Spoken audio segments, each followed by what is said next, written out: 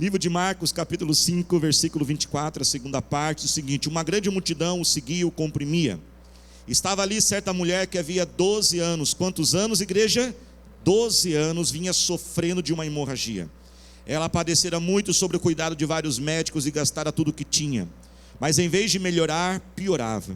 Quando ouviu falar de Jesus, chegou-se por trás dele, no meio da multidão, e tocou em seu manto, porque pensava: se eu tão somente tocar em seu manto, ficarei curada. Imediatamente cessou sua hemorragia, e ela sentiu em seu corpo que estava livre do seu sofrimento. Diga glória a Deus. Gente, a Bíblia nos conta essa história, e o primeiro detalhe que nos chama a atenção quando nós lemos essa história é que a Bíblia não cita o nome desta mulher. Qual era o nome dela? Por causa do seu grande sofrimento, e além do sofrimento ser muito grande, um sofrimento muito prolongado, por 12 anos ela sofria desta hemorragia. E quando uma pessoa, igreja, ela sofre por muitos anos, algo começa a acontecer. Quando alguém sofre algo que é muito grande por muito tempo, a pessoa começa a trazer aquele sofrimento para a sua identidade. Aquilo não é mais algo que ela tem, aquilo não é mais algo pela qual ela passa, mas aquilo agora começa a se tornar aquilo que ela é. Ela não é vista mais como uma mulher que tem uma doença, ela é vista simplesmente como uma mulher doente. Aquilo se tornou a sua identidade. E isso também acontece até os dias de hoje. Quando, por exemplo, uma pessoa, ela vai fazer as coisas e dá errado, e dá errado, e dá errado, geralmente ela não diz mais: eu tive azar. O que começa a acontecer com ela? Ela começa a trazer aquilo para a sua identidade, e ela não diz mais: eu tive azar. Ela começa a dizer o quê? Eu sou um azarado, eu sou um pé frio. Não é assim? Você acorda de manhã, primeira coisa que você acorda, você bate o dedinho do pé na quina assim, né? Alguns só de imaginar já fizeram, né? Aí você vai pegar o trânsito, pega todos os sinais vermelhos. Aí na hora que você chega no caixa, o sistema cai. Gente, tem dia que acontece uns negócios desses, né, gente? Essa semana eu precisava chegar num lugar, e o atendimento era até às 4, e eu cheguei 5 para as 4. E quando eu cheguei 5 para as 4, a atendente, ela estava ali um pouco cansada, para dizermos assim melhor, né? E ela disse: Senhor, não dá mais para te atender, o atendimento é só até as 4. E eu disse: querida, com muito carinho, são 5 para as 4, por favor me atenda. E ela ali, não tão muito bem disposta, né, começou a atender. E quando faltava a gente 2, 3 minutos para as 4, caiu a energia, irmãos, desligou o computador. Falei: essa moça está muito mal-humorada, né? Isso está ajudando, né? E aí você já não começa a dizer: eu tenho azar, eu sou um azarado, eu sou um pé frio. Às vezes a gente começa a ficar sozinho, tem aquela roda de amigos no trabalho, e a gente nunca sempre está ali conversando, e eu não digo mais que eu estou sozinho, que eu fico sozinho. Muitas vezes eu começo a dizer: eu sou solitário, eu sou doente, eu sou uma pessoa que não avança, que não cresce na vida, eu sou uma decepção para a minha família. Todos prosperam. Quando você começa a errar, e você erra muitas vezes com frequência na vida, geralmente a pessoa não diz mais: eu cometi um erro. Às vezes ela começa a dizer: eu sou um erro. E talvez alguns de nós aqui hoje se encontramos como aquela mulher. Numa determinada área, num determinado momento da nossa vida, temos sofrido, e nós olhamos e pensamos: é assim que eu sou, essa é a minha vida, essa é a minha história, eu tenho que passar por isso. Alguns podem até chegar a dizer: eu acho que isso é um karma, é algo que eu sofri nas vidas passadas, eu estou pagando por isso. Mas aquela mulher que estava sofrendo por tanto tempo, a Bíblia diz que ela gastou todo o dinheiro que ela precisava, porque quando alguém sofre por muito tempo, ela faz de tudo para resolver o seu problema, e ela não conseguia resolver mais, até que um dia ela ouviu falar de Jesus, e ela encontrou ali Jesus, e ela olhou Jesus, e ela reconheceu em Jesus a esperança e a grande solução para a sua vida. E a grande notícia é que o mesmo Senhor Jesus está aqui hoje neste lugar. Ele está perante você, e Ele continua sendo a sua e a minha grande solução. Diga assim comigo: o Senhor Jesus é a grande solução da minha vida. Jesus é a tua verdadeira solução. Ele te conhece, Ele te entende, Ele pode mudar, Ele pode fazer aquilo que ninguém pode fazer. Jesus é a grande solução do amor de Deus. O livro de 1 João 4,8 diz que Deus não somente tem amor, mas ele diz que Deus, Ele é o amor. E foi por causa desse grande amor de Deus que Ele criou o mundo e criou você. Deus criou você para que você possa experimentar o seu amor. Ele criou você para que você possa se relacionar com Ele. O nosso Deus não é um Deus distante, um Deus que está longe, um Deus que está lá em cima no trono dele, decidindo se dá o que a gente quer, se não dá. Se eu agradar a Ele, Ele me dá o que eu quero, e se eu não agradar a Deus, eu vou ser punido por Deus. Não, o nosso Deus é um Deus de perto. O nosso Deus é um Deus que habita dentro de nós. É um Deus que nos ama e Ele quer amar, cuidar, Ele quer proteger você, Ele quer orientar você. E foi por isso que Deus criou este mundo. Vamos falar um pouquinho da criação do mundo. E a Bíblia diz então, quando Deus criou o mundo, lá no livro de Gênesis, capítulo 1, capítulo 2, capítulo 3, Ele separou um lugar deste mundo, e esse lugar foi dado o nome do Jardim do Éden. E ali Ele colocou os primeiros seres humanos, Adão e Eva, como exemplo daquilo que Ele quer fazer para nós, demonstrar o seu amor. Quantos estão entendendo? Digam amém. Mas diga assim comigo: não existe amor verdadeiro sem a liberdade verdadeira. E Deus colocou então Adão e Eva, e a Bíblia diz que Ele colocou uma árvore naquele jardim, e disse: Adão e Eva, eu quero amar, quero cuidar, quero proteger, quero me relacionar com vocês, mas eu não posso obrigar vocês a fazerem isso. Eu quero que vocês tenham todos os dias a possibilidade de fazer uma escolha, porque não tem amor verdadeiro sem liberdade verdadeira.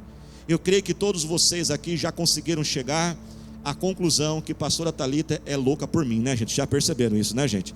Ela fica andando pulandinho assim, ó, né?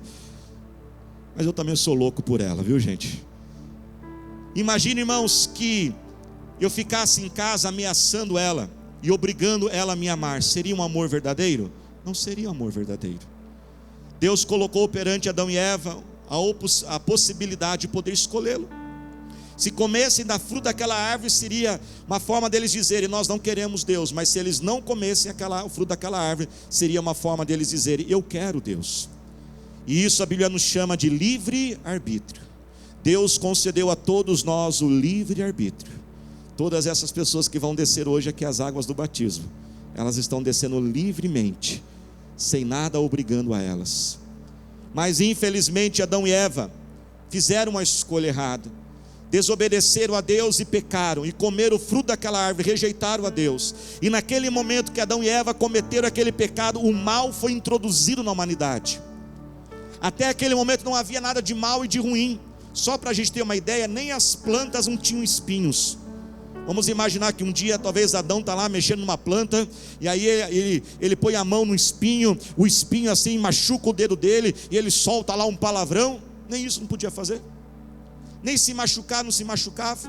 Os animais não eram selvagens, não havia brigas, não havia inveja, não havia ciúmes, não havia raiva, não havia nada disso. Mas naquele momento que o pecado entrou na humanidade, entrou em Adão e Eva, o mal já começou a crescer dentro deles. Naquele momento eles já começaram a se esconder do seu erro. Naquele momento já começou a haver culpa, já começou a haver acusação, já começou a ter briga entre os dois. Adão falou: Deus, foi essa mulher que o Senhor me deu. Ele já culpou a mulher, já culpou a Deus. Este mal entrou dentro do homem, e esse mal, ele nasce em todos nós. Esses desejos, essas forças erradas que nos levam para aquilo que é errado, o ódio, o rancor, ressentimento, cobiça, confusão, tristeza, desânimo, tudo isso é consequência do pecado dentro de nós. Romanos 3:23 diz: todos somos pecadores. Até aquela criança mais linda cuticute que você conhece, quem é pai e mãe aqui sabe, e já educou filhos, e você acompanha a criação, o crescimento dos seus filhos, não é assim mesmo? E você olha aquele bebê lindo, mas você vai acompanhando o crescimento dele, e você percebe que tem algo dentro dele que puxa ele para fazer as coisas erradas. E às vezes ele faz as coisas erradas e percebe que está errado sem ninguém ter falado que está errado, não é mesmo? Ele faz as coisas erradas e esconde. ele pega o que não devia pegar e esconde no meio dos brinquedos e fala assim: mas quem que ensinou essa criança? Sabe por quê, igreja? Porque o mal está lá. Você põe, quando você é bebezinho, né, você põe aquela chupetinha. Criança é lindinha, cuti-cuti. Toda mãe fala: meu filho não vai chupar chupeta. Dá 2 dias, já manda buscar chupeta na farmácia, né? Aí você põe aquela chupetinha, aí ele fica. Aí de repente faz assim: seu menino mal criado. Aí você põe a chupeta de novo. Aí ele faz o quê? Joga a chupeta. Aí você põe o lacinho, ele joga o lacinho. Você põe a fralda e arranca a fralda. E vai assim, gente, até o último dia da vida. Começa com chupeta, depois é celular, depois é dinheiro, depois é carro. E você tem que ficar em cima. É o mal que habita dentro de nós. E de todas as consequências, irmãos, este pecado, a pior delas é que o pecado agora nos separa de Deus. Deus, ele é muito santo. Deus, ele é extremamente amor, amém, igreja? Mas ele também é justo. A justiça de Deus também é grande e perfeita. Ao mesmo tempo que Deus te ama e quer se relacionar com você, a justiça de Deus faz com que um único pecado nosso já nos separe dele. Porque ele é muito santo. Se uma pessoa cometesse um pecado na vida inteira, ela já não poderia mais se relacionar com Deus. Mas a Bíblia nos ensina que Deus deu uma solução para o pecado. E a solução para o pecado não é um ritual. A solução para o pecado não é uma prática. A solução para o pecado não é o cumprimento de uma lei. A solução para o pecado é uma pessoa. E o nome dessa pessoa é o Senhor Jesus Cristo. E ele diz: eu sou o caminho, eu sou a verdade, eu sou a vida. Ninguém chegará ao Pai se não for por mim. Por um homem veio o pecado, precisava que um homem tirasse o pecado. Jesus, o Filho de Deus, se tornou homem, habitou entre nós, morreu na cruz e ressuscitou ao 3º dia. E Jesus agora, por causa de Jesus, os nossos pecados são perdoados. Por causa de Jesus, quero ver se sai um glória a Deus agora, o acesso ao Pai está liberado. Quem aqui já é batizado? Levante as mãos. Você pode por 10 segundos lembrar do dia do seu batismo? Oh, Jesus. Quando você aceitou o Senhor Jesus e o acesso ao Pai foi liberado para você. Deus, ele nos ama, mas nós somos pecadores. Ele conserta os nossos pecados enviando Jesus. E Jesus agora é o único caminho para chegarmos a Deus. E o que nós precisamos fazer agora então, pastor? Nós precisamos aceitar a Jesus. E como que eu aceito Jesus? Leia comigo o livro de Marcos, capítulo 16, verso 16. Você pode acompanhar na tela também. Diz o seguinte, Marcos 16, 16: quem crer e for batizado será salvo, mas quem não crer será condenado. Para aceitarmos Jesus, precisamos primeiramente crer. Crer aonde, igreja? Em nosso coração. Quem crer no coração que Jesus é o Filho de Deus, que habitou entre nós, morreu na cruz e ressuscitou ao 3º dia, este será salvo. Mas o texto também diz que aquele que crer e for o quê? Batizado. Batizado é a forma que Deus criou, descer as águas do batismo é a forma que Deus criou para que nós possamos externar a decisão que a gente toma dentro do nosso coração. Para ser salvo tem que crer no coração, mas confessar, confirmar essa decisão. E o texto ainda vem nos dizer que quem não crer será condenado. Olha aqui comigo, presta atenção. Não parece que está faltando uma segunda parte nesse versículo? Não parece que está faltando alguma coisa nesse versículo? Porque na primeira parte do versículo fala que para ser salvo você tem que crer e batizar, não é isso mesmo? Mas na segunda parte do versículo não fala de não batizar. E Deus não faz nada errado. Sabe o que isso significa? Que todo aquele que tem a oportunidade de se batizar tem que se batizar. Mas às vezes tem pessoas que não têm a oportunidade de batizar, não é mesmo? Vamos lembrar do ladrão na cruz? Ele creu em Jesus, mas dava para batizar o homem, igreja? Não dava. Você imagina o homem está lá pregado, desprega o homem, solta os pregos, batiza e prega ele de volta. Tem gente que não tem oportunidade de batizar.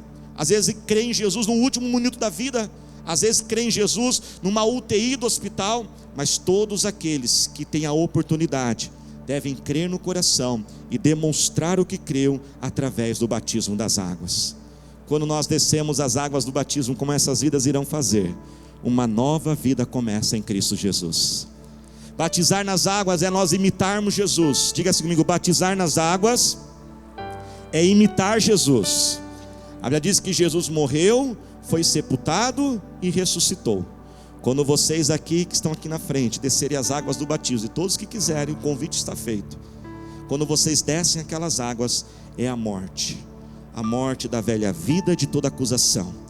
Quando pessoas, o inimigo, quiserem lembrar você e disserem: mas você fez isso, você fez aquilo, mas você era aquela pessoa, sabe o que você vai fazer? Você não vai brigar, você vai dizer: obrigado por me lembrar de quem eu era, porque eu não sou mais aquela pessoa, porque eu desci as águas do batismo, e aquele que está em Cristo é uma nova criatura, as coisas velhas se passam e tudo se faz novo. Quando a gente desce as águas é a morte. Quando a gente fica lá embaixo é o sepultamento. Jesus, irmãos, foi sepultado na sexta e ressuscitou só no domingo. Então nós vamos descer vocês aqui nas águas. Terça-feira a gente volta para buscar vocês lá. Estou brincando, viu, gente? Estou brincando. É um simbolismo, viu? Milésimos de segundos. E quando você levanta, como Cristo ressuscitou, vocês ressuscitam para uma nova vida. Aquela mulher, vamos voltar para ela. Ela olhou para Jesus e disse: Ele é a minha solução. Mas entre ela até chegar a Jesus, a Bíblia nos diz que havia uma grande multidão. Havia alguns obstáculos que ela deveria superar. E ainda até hoje, às vezes alguns obstáculos que nós precisamos superar, e louvamos a Deus porque esses superaram os obstáculos e tomaram a sua decisão por Jesus. Acompanhando pessoas por muitos anos, começamos a descobrir alguns obstáculos. Um dos obstáculos que impede muitas pessoas de confirmar a decisão por Jesus é até um motivo nobre, se nós olharmos. Muitos dizem: eu quero aprender mais, eu quero me consertar primeiro. Mas é aí que nós começamos a ver um primeiro problema, porque quando nós descemos as águas do batismo, além de começar uma nova vida, olha que coisa maravilhosa, sabe que nós recebemos um presente. Sabe qual é o presente que vocês recebem hoje? Vocês recebem o Espírito Santo. E só com o Espírito Santo que a gente vai conhecer a Deus e consertar, precisa ser consertado. Então enquanto eu não batizo, eu não vou conseguir aprender tudo, eu nunca vou aprender tudo, eu nunca vou consertar tudo. Por isso que o batismo é o começo, é o primeiro passo, e ele faz a obra nas nossas vidas. Alguns dizem: pastor, mas talvez a minha família, os meus amigos, talvez não vão gostar tanto. Sabe que pode até acontecer isso, mas nós temos que lembrar que a salvação, ela é individual, e nós precisamos, num determinado momento da nossa vida, tomarmos a nossa decisão por Senhor Jesus. O Espírito Santo vai capacitar você para viver essa vida em Cristo Jesus. Outros ainda estão esperando sentir alguma coisa. Batismo é uma ordem de Jesus, e para obedecer não precisa sentir. Você já imaginou uma mãe chega para o seu filho e fala assim: filhinho querido, por gentileza, seria possível você desligar esse videogame e levar o lixo para fora? Vocês estão dando risada por quê? Você sabe que não é assim que rola, né, gente? Isso é a versão da pregação, né? No dia a dia é mais assim: vai levar o lixo, menino, né? É mais ou menos assim. Aí você imagina um menino vir e fala assim: sabe, mamãe querida, amada, salve, salve, idolatrada, sabe, mamãe, eu não estou sentindo de levar o lixo. A mãe vai virar para ele e falar assim: meu filho, estou sentindo a massurra em você agora. E pega aquelas havaianas. Quem já apanhou de havaiana aí, gente? Já apanhei muito. Pastor, eu preciso sentir? Não preciso sentir para me batizar. Eu simplesmente decido: eu quero entregar a vida a Jesus. Quando eu entrego a minha vida a Jesus, Satanás não tem mais poder sobre a minha vida. Satanás não pode mais me dominar. E quanto mais tempo eu espero para entregar a vida a Jesus, mais Satanás continua dominando a minha vida. Deixa eu passar aqui uma ilustração, rapidamente. Imagine que você está devendo dinheiro para um agiota. Só imagina, não vai acontecer com você. E esse homem, como todo agiota, ele é muito mau, e ele está infernizando a tua vida, ele te cobra, ele te oprime, oprime, e você muitas vezes quer fazer uma viagem, não pode, às vezes quer comprar um presente para o filho, não pode, porque você tenta juntar todo o dinheiro possível para pagar aquela dívida, são juros muito altos, e você está sofrendo muitos anos na mão daquele homem. Alguém um dia olha para você, se move de compaixão e diz: eu vou pagar a sua dívida, e vai até aquele agiota, e paga totalmente a sua dívida. Mas preste atenção, mas você não sabe que a dívida está paga. E como a agiota sabe que você não sabe, deu para entender aí? Me perdoa, né? Como a agiota sabe que você não sabe, ele continua cobrando a dívida, e você está se esforçando para pagar ela. E já se passaram 1 ano, 5 anos, 10 anos que a dívida já está paga e você está sofrendo. Até que chega alguém e diz para você: ei querido, você não precisa mais sofrer, a sua dívida já está o quê? Paga. Eu pergunto, você vai esperar mais 5 anos? Você vai esperar mais 5 meses? Você ainda vai ficar mais 5 dias tentando pagar uma dívida que já está paga? Não, você não espera 1 minuto sequer. E eu quero dizer, Jesus já pagou a nossa dívida, Ele já te libertou. Satanás não tem poder sobre a sua vida. Cada dia que você demora para descer as águas do batismo, ele está trazendo sofrimento desnecessário à sua vida. Por isso hoje é o dia de você se entregar ao Senhor Jesus e receber o pagamento da sua dívida e ser livre para a glória do Senhor Jesus.